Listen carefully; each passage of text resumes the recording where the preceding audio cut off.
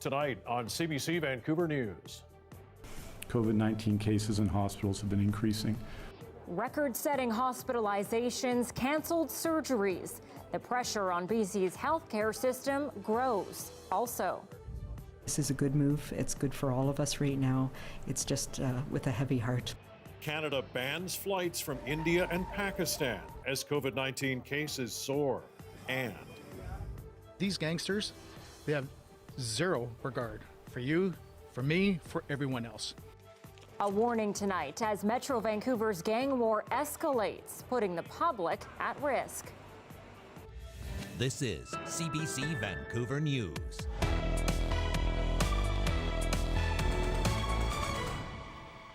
Good evening and thanks for joining us. More signs tonight. Our hospital system is facing a lot of pressure. BC is now temporarily stopping non-emergency surgeries at several hospitals in the Lower Mainland. Tanya Fletcher is live on this tonight. Tanya, how many surgeries are we talking here? 1,750 elective surgeries will be canceled in 2 health regions in Metro Vancouver. Let's show you where exactly. So first of all, in Fraser Health, this affects 4 hospitals: Abbotsford Regional, Burnaby Hospital, Surrey Memorial, and Royal Columbian Hospital. In Vancouver Coastal Health, it affects 5 hospitals, so Lionsgate, Richmond's Hospital, UBC, St. Paul's, and Vancouver General. The cancellations will begin next week, and they're expected to last for at least 2 weeks. Now, the health minister has this message for every patient affected. For those patients that have already been called or will be called to postpone their surgery, and for patients whose surgery we aren't able to book at this time, I make the same assurance we made to patients last March. You will not be forgotten. You are part of our surgical renewal commitment, and as soon as we are able to do so, we will call you again and rebook your surgery. That is our commitment to you. Now, this comes as COVID hospitalizations in BC hit record highs. And Dick says critical care staff are exhausted. And so these elective surgeries are being canceled in large part to try to help shield staffing levels. Yeah, certainly not a good situation. And Tanya, the federal government today has banned all flights coming into Canada from India and Pakistan. What are BC health officials saying about that? Yes, they're welcoming the move, which takes effect tonight. Ottawa has announced that all commercial and private passenger flights from both countries will not be allowed in for the next 30 days. BC's health minister says his government is pleased as he and the premier have both been pressing this issue with their federal counterparts. And the provincial health officer also applauds the decision. But Dr. Bonnie Henry says it also comes with a lot of heartache for so many here with close ties overseas. Struggling our own third wave across this country right now, and so anything that we can do that stops further introductions into the country is really, really important. And we know there's been challenges with the quarantine program for international travel. So this is a good move. It's good for all of us right now. It's just with a heavy heart because we know that it's hard on families and people who have loved ones in India right now and Pakistan. The flight ban comes at a time when many have traveled to India to celebrate holidays and visit loved ones. Now, air passengers from either place can still arrive in Canada via a third country, but they'll need to provide a negative COVID test taken at the last point of departure. Anita, Mike? Tanya Fletcher live for us tonight. Thank you, Tanya. And as BC deals with that immense pressure on the healthcare system, the number of patients with COVID-19 keeps rising, breaking records. There are now 502 people hospitalized. 161 of those are in intensive care. It comes as the province reports more than 1,000 cases today. 1.5 million doses of the COVID vaccine have been administered so far, and BC will start booking vaccine appointments for those 60 and older later tonight. But for those 40 and older hoping to get the AstraZeneca shot, well, the health minister warns supply is limited. We provided 180,000 or so doses of vaccine through the pharmacy network, and in general, those doses have been used or appointments have been booked, and they will be used. Dick says they're still using some of the doses for clinics in targeted areas in the Fraser Health region. He expects the supply to be used up in the coming week. Even so, the drive to vaccinate as many people as possible in our province continues to roll on tonight. And as Justin McElroy reports, in communities where nearly everyone has a shot, COVID-19 cases have plummeted. Just over 1/3 of all adults in British Columbia have been given at least one dose of a COVID-19 vaccine at this point. Now, that's not enough to significantly reduce transmission in the general community, but there have been some groups where vaccination rates are much higher because it's being given to everyone in that demographic, and the results there are encouraging. First and foremost is the community of Prince Rupert, a town of 12,000 people in northern BC. It was 1 month ago that everyone in town was allowed a vaccination after over 100 people a week were getting infected. Now that number per week is down to just 3. Two other groups that have been allowed mass vaccinations, people over the age of 80 and all First Nations in BC. Both of those groups, cases down 75% from their peak during the second wave. It's enough evidence for the province to be optimistic that as vaccination rates increase over the next 2 months, transmission will go down. However, with record highs in the hospital, still a lot of work left to get over this third wave. Justin McElroy, CBC News, Vancouver. And further tightening is coming as soon as tomorrow on non-essential travel within BC. As Briar Stewart explains, there is growing concern the province is not doing enough to keep outside cases from coming in. In Revelstoke, BC, it's the shoulder season. The snow has melted and summer tourism won't kick off until May. That is, if it does at all. It's very difficult because we're being asked to turn bookings away at a time where we're teetering on bankruptcy. The province has signaled that as early as Friday, it's going to ask hotel operators to cancel or not take bookings from any guests who aren't from the same health region. We can't be told to go open, close, gray area, not gray area, without the financial support required, particularly for the hospitality business. Officials have hinted there may be check stops at ferry terminals and along major highways, but the only change at the Alberta border will be new signs telling people to only travel if it's essential. Josh McLafferty says any further clampdown will hurt business, but he wonders why officials didn't do more earlier. A lot of people in the province has been asking for this for a long time, and now it seems like we've waited far too long, and now the problem's gotten out of hand. After a surge of cases in Revelstoke, vaccination was opened up to anyone over 18 earlier this month. It's a similar story in Invermere to the southeast.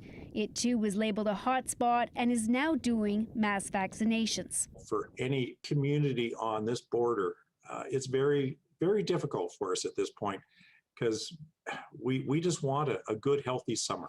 This researcher is working on an international project on the pandemic and border controls. We haven't had a concerted effort. There hasn't been coordination at the federal or provincial levels to try and deter provincial travel. And, we see that in the gaps with this new package of measures as well. By that, she means domestic flights are still operating. So while travel around the province is being discouraged, people are still able to come to BC. Briar Stewart, CBC News, Vancouver.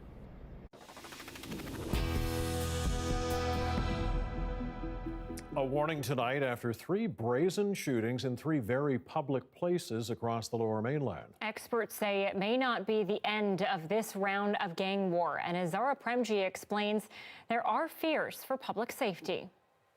An unscheduled news conference from police with the message for the public. Is that these gangsters, they have zero regard for you, for me, for everyone else. The risk, police say, is high right now. Because they're committing these senseless acts of violence in such a brazen way, in such a public area, it puts all of us at risk. The gang-related violence started on Saturday when Harpreet Singh Dhaliwal was shot and killed outside Cardero's restaurant on Vancouver's Cole Harbour at sunset. On Wednesday morning, Todd Gownberry shot dead outside the Langley Sports Complex. And on Monday, 20-year-old Bailey McKinney was gunned down in Coquitlam during a game of pickup basketball. Find out who did this to Bailey and let them get put away for a while. A desperate plea from a mother who lost her son too soon. He wasn't a cold-hearted person. He was a very nice boy. Come shopping with me and I'm not carrying a bag out of that grocery store. He's got it all. His killing happened in the middle of a busy Coquitlam Park. At least 40 witnesses, including children and their parents. Before he had a chance to live, someone ended that. The scenes of all 3 deaths this week were busy areas filled with people.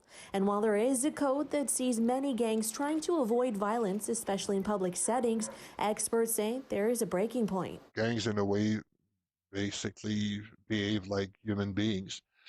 Normally, they would take more precautions. At some point, they become careless. It's a sign of desperation, in a sense, or urgency.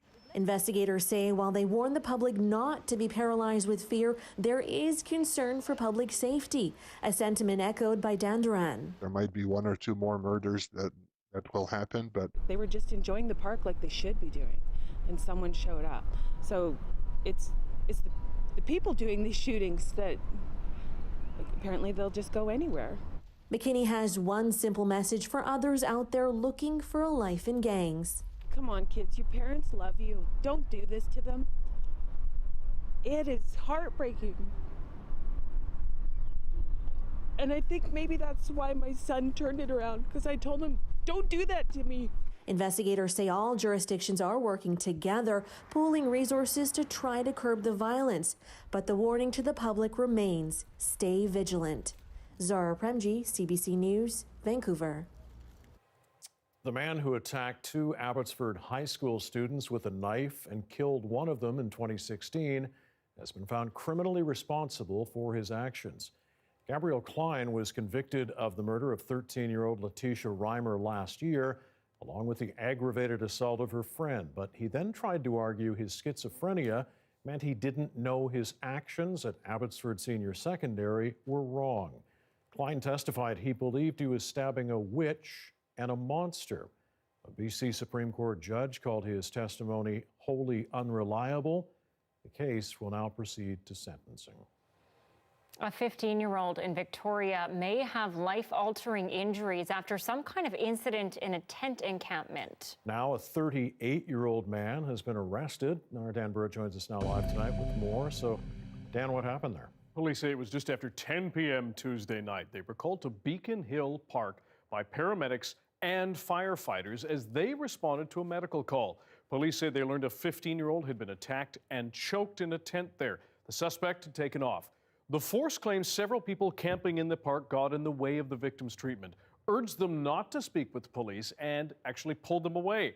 That's when police say they apprehended the teen under the Child, Family and Community Service Act and say a struggle ensued, with one officer getting bitten and another spit on.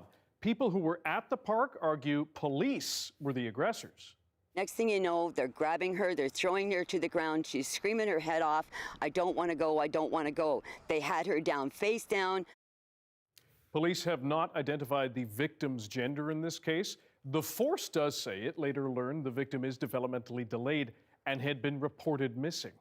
I don't think that the victim wanted to come with police. I think that they wanted to remain in Beacon Hill Park, but given what had happened to them, I think you saw the charges that are recommended here: assault, assault by choking, sexual interference, as well as sexual exploitation. In no way, shape, or form did we feel like this was a safe environment for that youth. Police said they have since arrested a 38-year-old suspect and have recommended those charges. Amid this, Victoria's mayor says the attack raises bigger systemic questions. Kids who are living in tents, it's a system failure for all of us. The child welfare system has failed, the mental health system has failed, the family system has failed. Like, that is a failure. 15-year-olds should not be living in tents. When there are women living in tents and young people living in tents, they are extra vulnerable, and that's why we're doing the work to move people inside. It is worth noting we do not yet know if the victim was living in a tent at the park on a full-time basis. Anita, Mike? All right, Dan Burrett reporting live tonight. Thanks.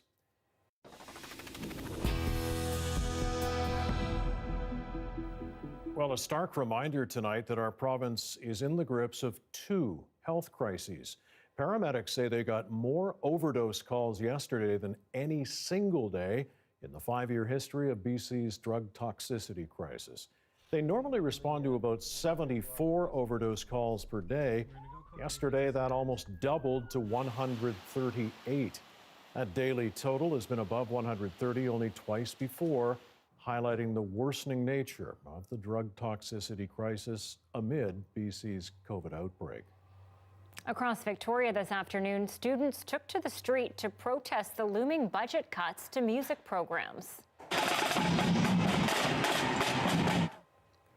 The students are protesting to try and stop school cuts to music programs as the Greater Victoria School District faces a $7 million budget deficit. It's not just music that could be cut. Early literacy meal programs and educational assistance are also on the chopping block, even though the government announced a $1.2 billion cash injection for schools. The school district doesn't expect that funding to make much difference toward its deficit. Well, today is Earth Day, and here is perhaps an uplifting story. After weeks of community protest, a 200-year-old cedar tree in North Vancouver has been spared from the chainsaws. The huge tree was on the chopping block by developers to make room for a 6-story rental building. But now, after hearing the outcry of local tree lovers, the builders, Darwin Properties, are redesigning their project. Now, the project at the corner of 21st Street and Eastern Avenue will make adjustments to preserve the centuries-old cedar.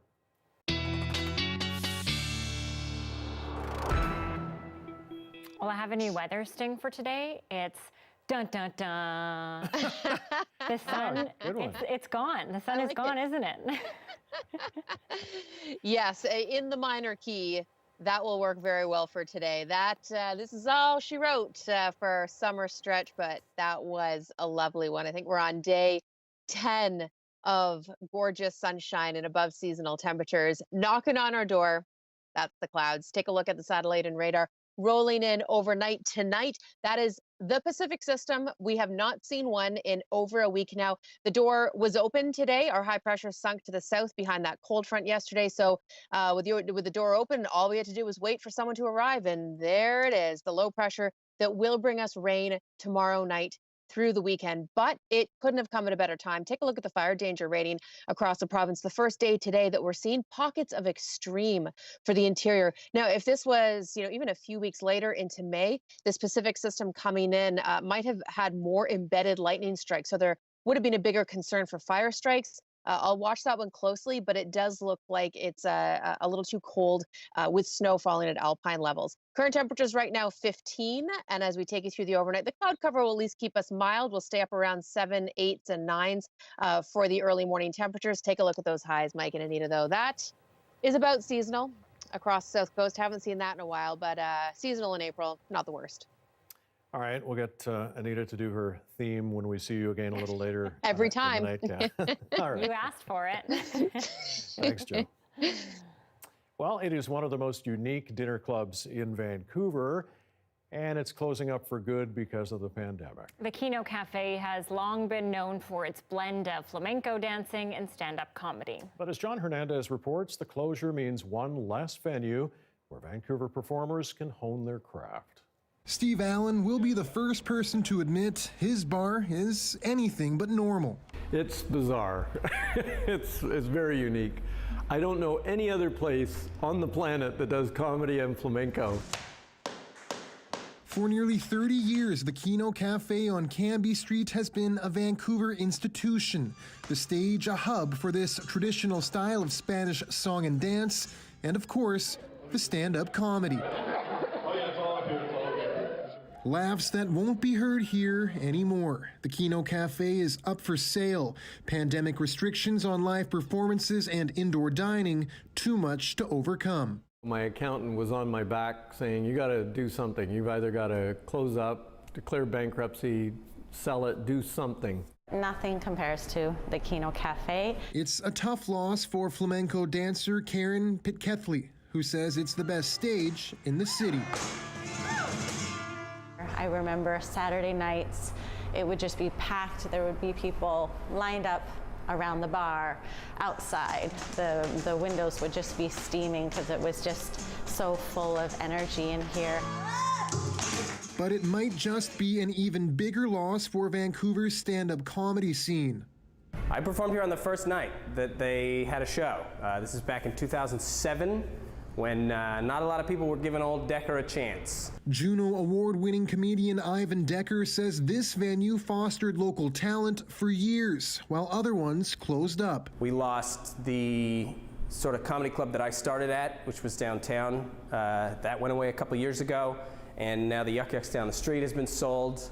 And with this place closing, it's just getting extremely difficult to be a comedian in Vancouver. For now, Alan says he'll take time off and reflect on the good times. It was such a place for people performing and creating this, art form. And he might even open a new comedy club down the line. John Hernandez, CBC News, Vancouver. Well, we hope that's the case. A very unique place, and another place closing because of the pandemic. Absolutely. Sad to see it go. Okay, just a quick reminder, you can also watch this newscast live on CBC Gem. CBC Vancouver is also on Facebook, YouTube, and Instagram. Well, after increasing demand, direct flights between Canada and India and Pakistan have been canceled for 30 days. It comes as India sees record numbers of COVID infections and a crippled healthcare system.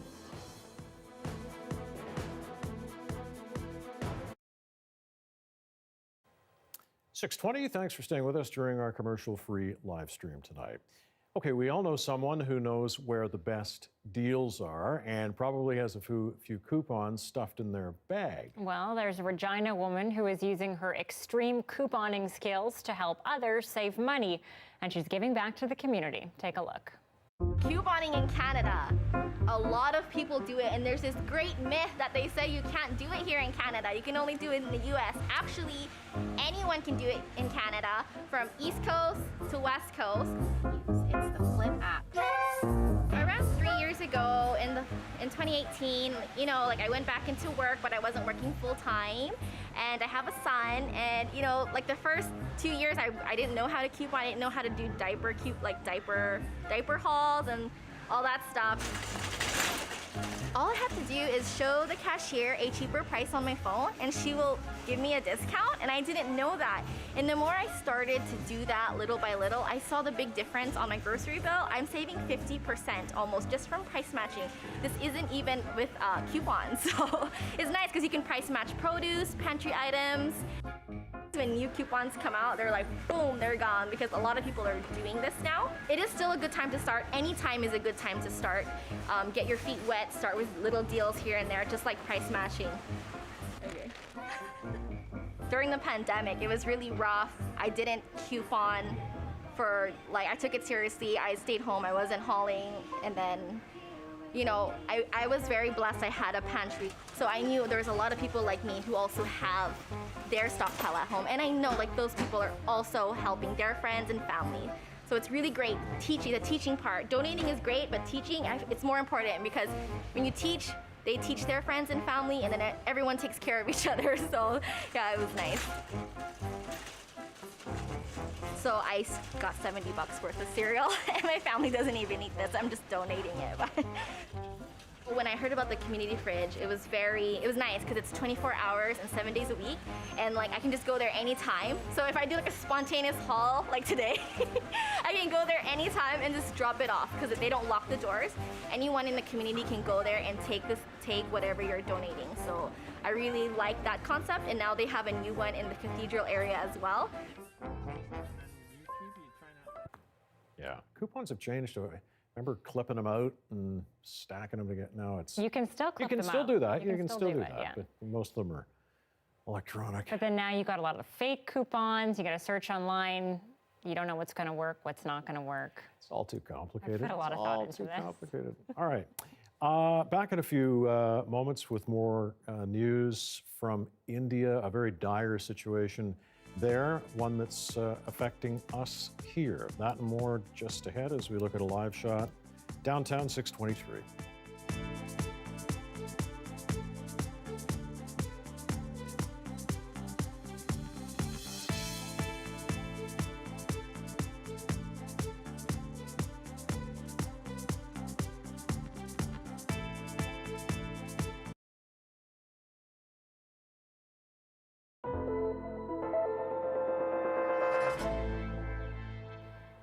COVID-19 cases, including dangerous variants, are spiking across the country. As we mentioned earlier, Canada is banning travel from 2 hard-hit countries. David Cochran brings us reaction from those communities.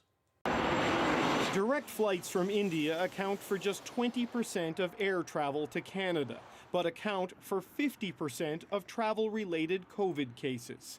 So Canada is closing its doors. Effective 11:30 p.m. Eastern Time tonight, I am suspending all commercial and private passenger flights arriving in Canada from India and Pakistan for 30 days. It's effective tonight, but in the last 3 weeks alone, more than 24 flights from India carrying COVID-positive passengers have landed in Canada. It makes sense to pause travel from that region while our scientists and researchers have an ability to better understand this variant of interest. Travelers coming through a third country will need a negative test from their last point of departure and will have to quarantine on arrival.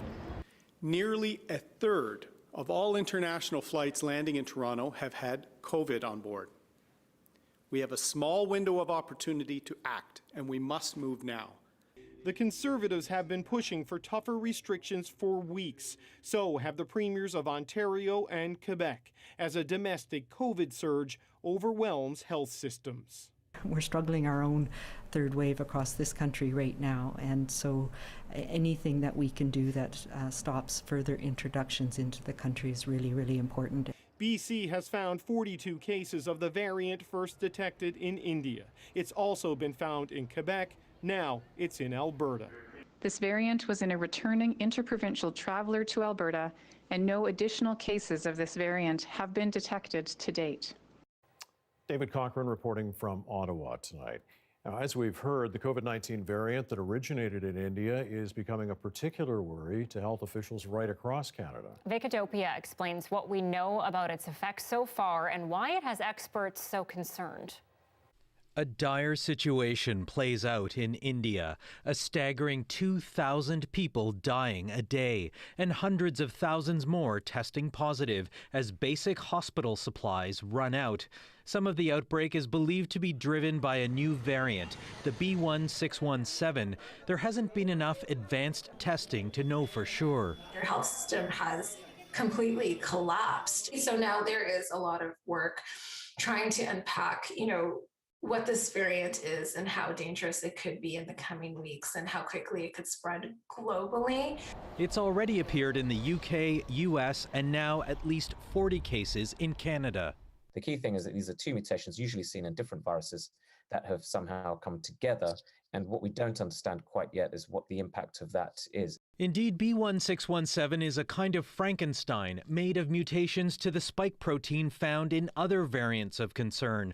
One mutation was first seen in two variants initially identified in California. It gives the spike a better ability to bind to and infect our cells.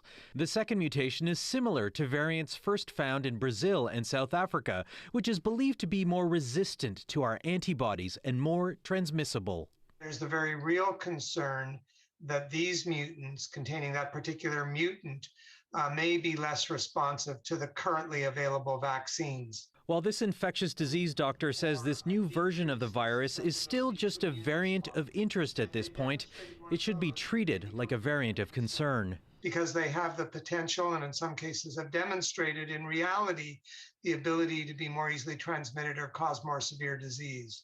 Regardless of whether it's a variant of concern or a variant of interest, public health officials in Canada say they are continuing to test and monitor for new cases.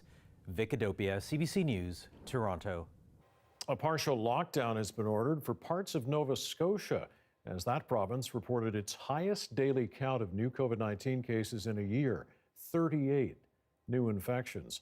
The strict measures are in place for the Halifax Regional Municipality and some surrounding areas and include restrictions like limiting stores to 25% capacity, shutting down gyms and yoga studios, and transitioning some schools to online learning. The measures take effect tomorrow and are scheduled to last 4 weeks.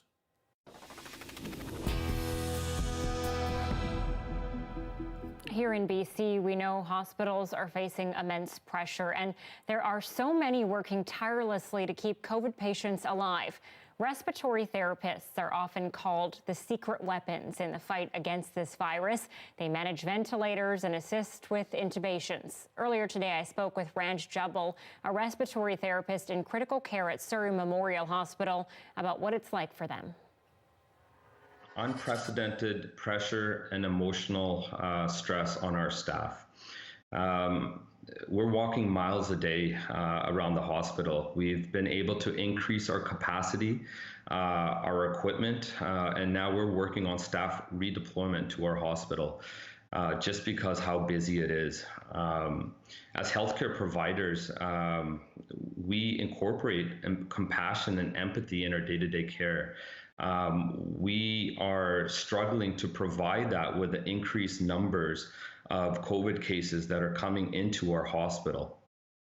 Staff are missing breaks, staff are working extended shifts. Some staff are working 7 days a week, extremely fatigued, but they don't want to let the team down, and so they keep on coming in. That must be really hard. And, you know, there's so much talk out there. We look at social media, we talk to our friends, people saying, who cares? Young people aren't getting hit as hard. Young people aren't dying. What are you seeing? Because what I'm hearing from you sounds very taxing. It's very taxing, and it's very frustrating when you do see this and when you do see large gatherings. And you know that, you know, somebody most possibly is going to end up in the hospital, and it's going to add to your emotional and physical stress that you endure day in and day out. And that's what's just so troubling about it, is just the frustration sometimes when the public isn't following the provincial guidelines.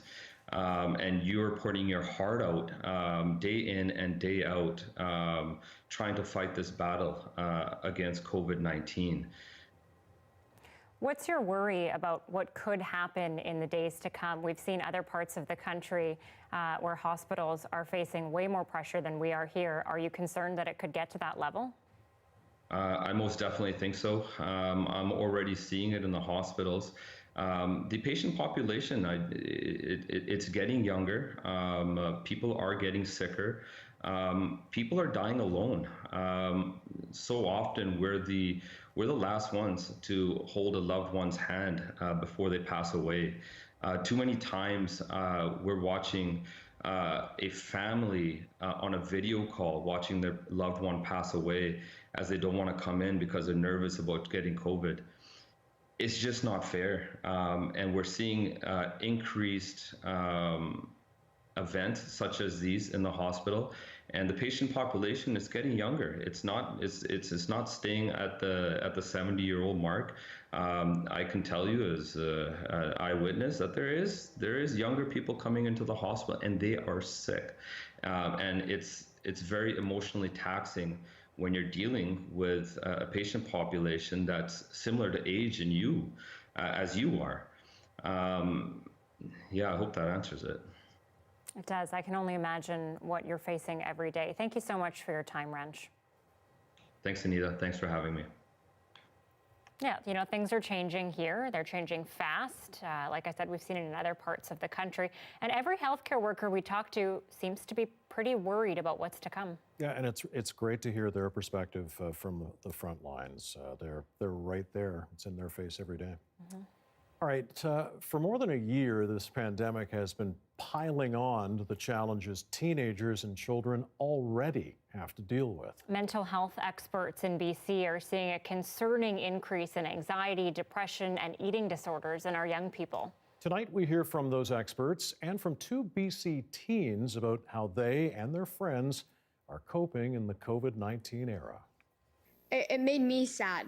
Just seeing that how, you know, everybody around you was just not okay. I was very anxious, and I got very lonely and depressed. For many teens, like Cody Hutchison and Avani Dhaliwal, emotionally navigating the pandemic has been tough. Me being like the happy person I am, and me going through the things that I'm also going through myself, it was just like, it's so sad seeing how everybody was really just brought down so much. Cody Hutchison conducted an informal online survey asking teens about their mental health. And a lot of them felt the same as me. They felt depressed, they felt alone, at the first parts, but afterwards they lightened up a whole bunch, and now they're kind of speculating on it. And experts say that includes young people. I saw some children and teens become more anxious, more withdrawn. Some teens started to experience things like depression. A lot of kids were telling me about how every day it seemed like Groundhog Day. Dr. Chow says keeping schools open is important for kids' mental health, even if socializing is limited. Still, many are searching for ways to cope. In the beginning, I started writing a journal. I kept track of every day what I did and who I talked to on the phone. I read a lot. I got to try some new things. I learned how to play the guitar. I practiced riding my horse more. You can't be brought down by all the sadness and all the anger that's around you. You just have to make the best of your situation that you're put into. And experts say in times like this, children and teens often look to adults for support. So I think when we can reach out to our kids, when we can level with them, when we can be honest and transparent with them, and also let them share with us how they're doing, that's incredibly important to helping kids get through this. Yeah, and Dr. Chow says they will all get through this eventually, but he really stresses the need to maintain mental health resources to meet the needs of everyone once we are through this pandemic. It's going to be very important. And just quick thanks to Cody and Ivani for speaking with us about their situation tonight. Well spoken, both of you. Thank you. A warning from a mother just days after another deadly shooting in the Lower Mainland. A plea to stay away from the gang life.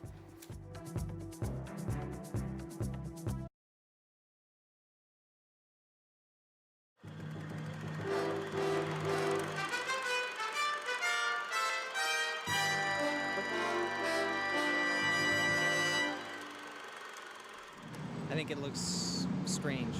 Beautiful, fantastic. Ain't nobody's got anything like that. It's going to be about the 9th wonder of the world, maybe. Where's the library going to be? That is the library. What, right inside? Oh, yeah. Oh, I don't know. You like it? I like it. This is the Winner, a structure that bears a striking resemblance to Rome's Colosseum. The press release says it's a design that evokes memories of the origins of our civilization, while providing a vital and inviting urban space for the 21st century. Well, some critics might say it's a lot of fancy words for something that looks like a ruin. But then you can't please everyone. There's a nice classicism about it. It's got very nice style to it, I think. I think there's more emphasis on the appearance than there is on the function. The winning group of architects was led by Moshe Safdie Associates of Toronto and Downs Archambault of Vancouver. I think it got a little bit carried away in the public's mind when we started talking Colosseum, and really, aside from a form that's somewhat reminiscent, there was no intention to mirror that sort of... These were the losers. Project A, sort of a conventional structure compared to its rivals, and Project B was a little more daring, a semicircular high-rise. The new library will be built on the parking lot directly across the street from our CBC building, the site bounded by Georgia, Hamilton, Robson, and Homer. Construction is scheduled to start next year, and completion is set for 1995. None of the three designs met all of the goals set by the city. The winners have 12 weeks to fine-tune their creation and bring it back for final approval. I think Vancouver lacks a lot of great architecture, and this looks like it might actually turn into something interesting. I don't like it. Why not? I don't know, it just looks kind of gaudy. This is the winning? Oh, so we have no choice. No choice now. Then we have to like it. Terry Dolan, CBC News, Vancouver. Which plane are we here to watch? Hey, Concorde? These are just a few of the hundreds of people who went to the end of the Vancouver airport to watch the cheapest show in town. I've seen it before, yeah, several times. Then why do you come again? Because I can't get enough of it. That's why. By the way, do you know what time it is supposed to be due now? The jet swooped in just before 1 o'clock, making a bouncy but safe landing. The fans were impressed. Wonderful sight. Love Enjoyed to be it. on it.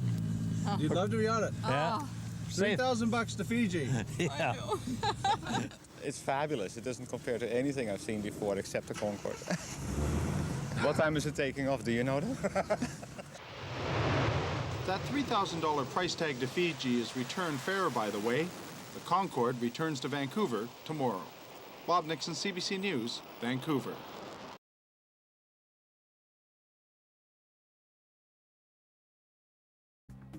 Some of the stories we're following tonight on CBC Vancouver News. With hospitalizations in BC reaching a record high because of COVID-19, some non-urgent surgeries are now being postponed. 750 in Fraser Health in the next 2 weeks. Vancouver Coastal Health will see 1,000 non-urgent surgeries postponed. There are currently a record 502 people in hospital, 161 of whom are in intensive care. All flights from India and Pakistan into Canada have been banned, effective tonight. The ban will last for 30 days and comes as case counts rise in India. There are concerns about mutations of the virus and a variant first found in India. And a warning tonight after 3 brazen shootings in 3 very public places across the Lower Mainland. Police are concerned about public safety, fearing it may not be the end of this round of a gang war. One of the victims of those shootings was 20-year-old Bailey McKinney. He was gunned down in a Coquitlam park on Monday. His mom, Leanne McKinney, spoke with CBC News earlier today, reflecting on her son's life and death and sharing a message for youth caught in a criminal lifestyle. He was a nice boy, you know, and he was trying to, I don't know, just like any probably teenagers, they're trying to find their way in life. And as a teenage boy, you're trying to be a man, finding what way to be a man. And unfortunately, we lost Bailey for a couple of years. He was still with us. His body was with us, but he was more involved with his friends and friends that we didn't know. I know he was running with the wrong people for a little while, and he knew that was wrong and got out of that lifestyle. He's been a great kid. And he's got a big family that loves him and supports him, and he's seen that, and that's why he was changing. He had changed his ways. Before he had a chance to live, someone ended that. He did come back. You just got to have patience and never give up. And I always told him, I love you no matter what. His father's, same thing. We love you no matter what. But, get it together. This isn't the life you want. I don't know. I think there's a lot of boys, 15, 16, can be lured into a lifestyle that's not right for them. This other person is a young person too. Like, why throw your life away? These young boys, they're throwing their lives away. Whether it ends in death or ends in jail, it's still throwing your life away. And I don't know, being disrespected, is that worth someone's life? I don't think it is. I would say, come on, kids, your parents love you. Don't do this to them. It is heartbreaking. And I think maybe that's why my son turned it around, because I told him, don't do that to me. And you young people, don't do that to your parents. They love you.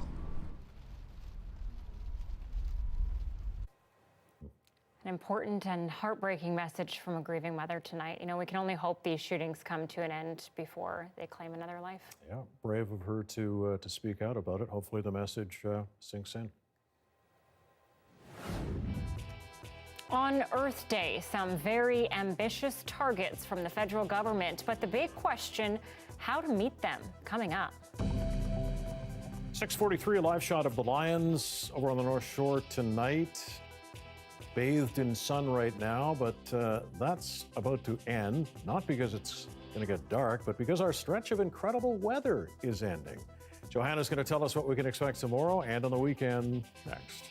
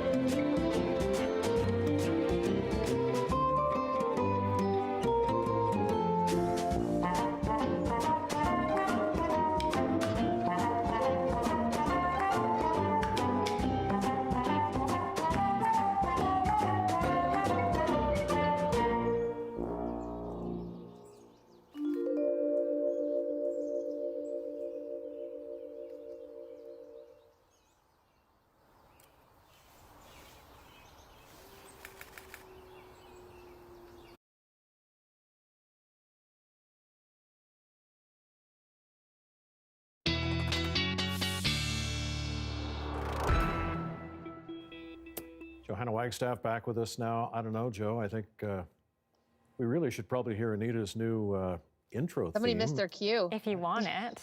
Go for it. It's Dun, dun, perfect. dun. Held the last note. I like that flair. Yes. Yeah. She prefers that to singing or humming or whatever that is. Excuse me, that is singing. It works great for if you need a villain theme song. Yeah, it's just call the me villain up. right now. Yeah, for some people is the approaching cloud and showers. I mean, we knew it had to come to an end. We know we need the rain. We can still feel a little forlorn about the impending change. I feel it out here. It feels like things are about to change, and indeed they are. Take a look at the forecast model over the next 48 hours. Let's bring in the clouds, shall we? Overnight tonight, going to move in quite rapidly. Outside right now, still blue skies, but by tomorrow morning, mainly overcast. There we are, 7 a.m. snapshot, overcast skies. By the afternoon hours, a few spits and spots showing up across the strait, but I think we won't actually see any showers in Metro Vancouver until sort of 8, 9, 10 p.m. And then it'll fill in Friday overnight into Saturday, and Saturday looking like a wet one.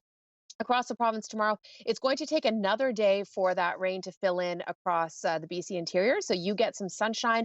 Kamloops, Kelowna, just above your seasonal mark. Nice recovery for places like Cranbrook, Williams Lake, Prince George, who actually had some wet snow last night thanks to that cold front.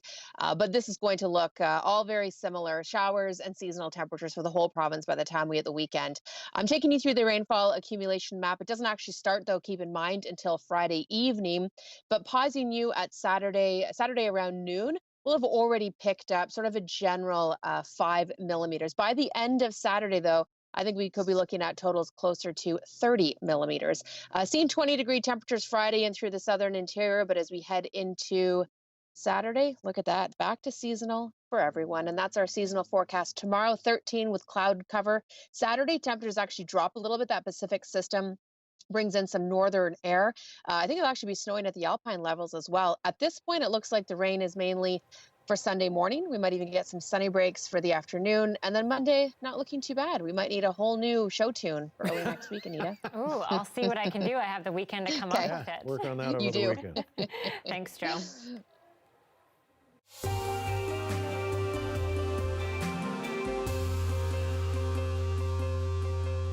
Leaders from 40 countries, including Prime Minister Justin Trudeau, met virtually on this Earth Day to discuss cutting carbon emissions and helping poorer countries protect their economies from climate change. Our new climate target for 2030 is to reduce our 2005 emission levels by 40 to 45%. And we will continually strengthen our plan and take even more actions on our journey to net zero by 2050. No details, though, from Trudeau on his government's plan to reach the new targets. Conservative Party leader Erin O'Toole pointed out the Liberal government has never actually met any of its past climate targets, accusing the Liberals of blindly setting new reduction standards without a plan to achieve them. And for the Inuit of Labrador, climate change has had very real impacts on daily life. Sea ice levels mean getting around and getting food can be dangerous. As Chris O'Neill Yates tells us tonight, a new project is combining traditional knowledge with some high-tech tracking to help keep people safe. Normally, the ice would be thick end of December. The disappearance of sea ice is a growing problem in Canada's north. For people who rely on it for food and transport, it can be a matter of life and death. People were falling through the ice and they were unsure of their traditional routes to go hunting and fishing. Rex Hallwell and a group of young Inuit built this electronic device, a smart buoy, to measure the ice so people will know if it's safe to travel on. It'll monitor the sea ice on this route until it melts in the spring. It's minus 45 degrees Celsius as we head out about an hour by snowmobile to where Hallwell will set up the smart buoy, along a route where people hunt seals, fish Arctic char, and transport wood to heat their homes. Holes are drilled to slip it into the frigid waters below, where it will freeze into the ice. Once or twice a day, the information is transmitted to a satellite and available on the internet. We can interpret the data, and then that's when we can just decide, or we can figure out how thick the ice is, how thick how deep the snow is, and the air temperature. Today, the team is also taking what's known as a smart comatic. It's equipped with sensors and towed behind a snowmobile. So this measures the sea ice thickness in real time. So that's the sensor back there. And here we have the tough pad where the operator can see in real time how thick the ice is. So the color-coded track that you see on the map here, it shows you where you traveled on February 20th when you went out with Rex. Anyone can access this network by setting up an account, and the information will be archived for several years. Trevor Bell developed the Smart Ice program with the Inuit, along with federal and Nunatsiavut government funding.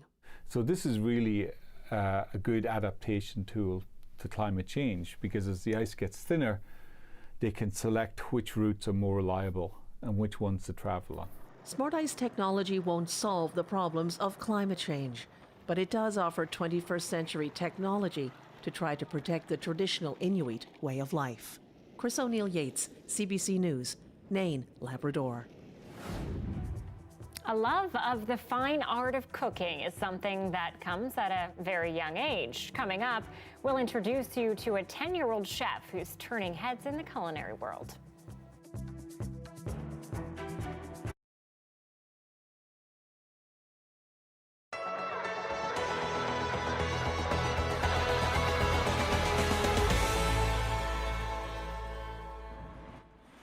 I'm out curling with Andrew Paris. As I throw the rock, you see that broom in Andrew's hand?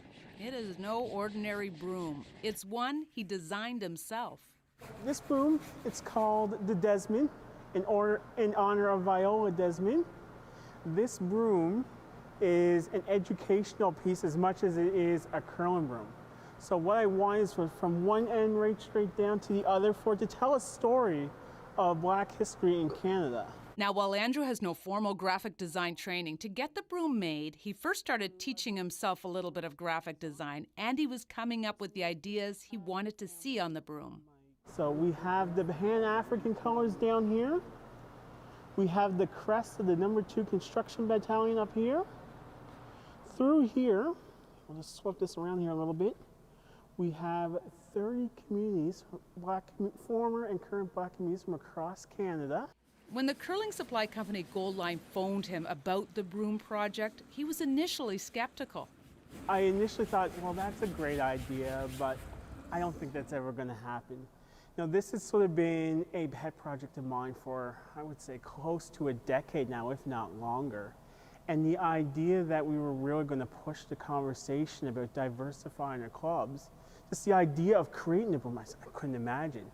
And then Erin from Goldline called and she said, I want you to put together your original design and I want you to think about what you want the broom to be. And it just sort of all just grew from there. We started with the communities and then we thought about what else do we want to talk about. So then the No. 2 Construction Battalion came into that and it grew and it grew and it grew. He has also started a second project called the Black Rock Initiative.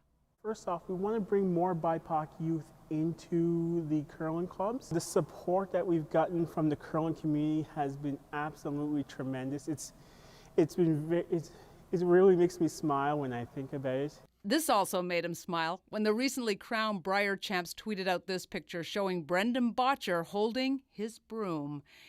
He's glad the broom is starting the conversation on bringing diversity into the sport he loves.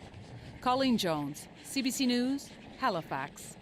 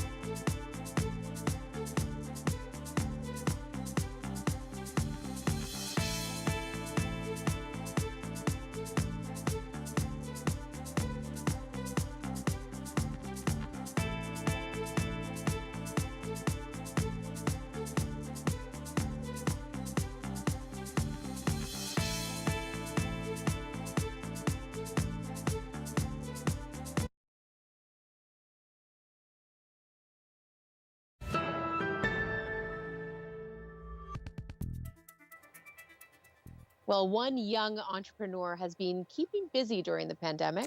Yes, 10-year-old Ryan Hussein loves to cook for his family and has now turned it into a growing business. Take a look at his journey into the culinary world.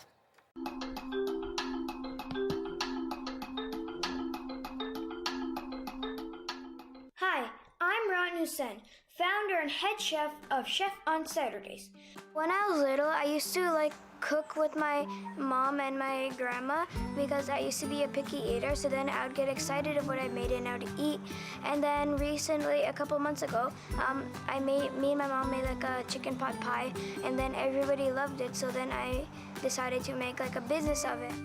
With all the TV time happening these days and screen time, sure, why not? Anything to keep you away from the screen. And so it started off with friends and family, and then word of mouth, and it grew.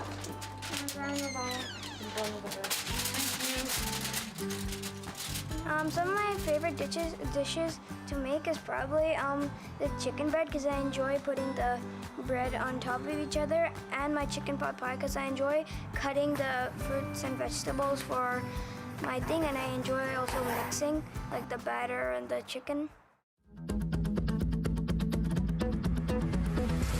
He's been involved in the kitchen from a very young age. It's like spending time with your family, so I enjoy cooking with my mom, and she helps me out to make my cooking better if I ever mess up. I'm really just saving up most of my money, and I donate a lot of it towards charity or food banks charities. There's this food bank called ISNA food bank that helps countries like Yemen and other countries that don't have Syria, that don't have that are poor countries. And also there's this group of people that were fasting for Syria and Yemen, so we donated some to them. I'm really happy, proud, blessed. He is a gifted child, and it's a proud moment. I can't express it in words. Well, come on. I mean, he's 10. He should be that good at cooking and entrepreneurship and all those things. No, I'm kidding. Oh. I know, right? What a cool kid. I could seriously say I'm blown away these days by all the kids that we have on our show all the time. Keep up the good work. Yes. Yeah, and can we place orders through the TV? Yeah. Also a question I have. Chicken pot pie ×3? Yes, please. Shall we go for that? Okay, very good. We bought, we'll go for that. Our oldest son, remember Easy Bake Ovens? Remember those things? Had one, of course. Yeah. So did he, and he's Me become too. an amazing cook. There you go. It can happen. Didn't work for me. Thanks, Joe. Thank you for watching tonight. Dan Burritt is here at 11 after the National. Have a good night.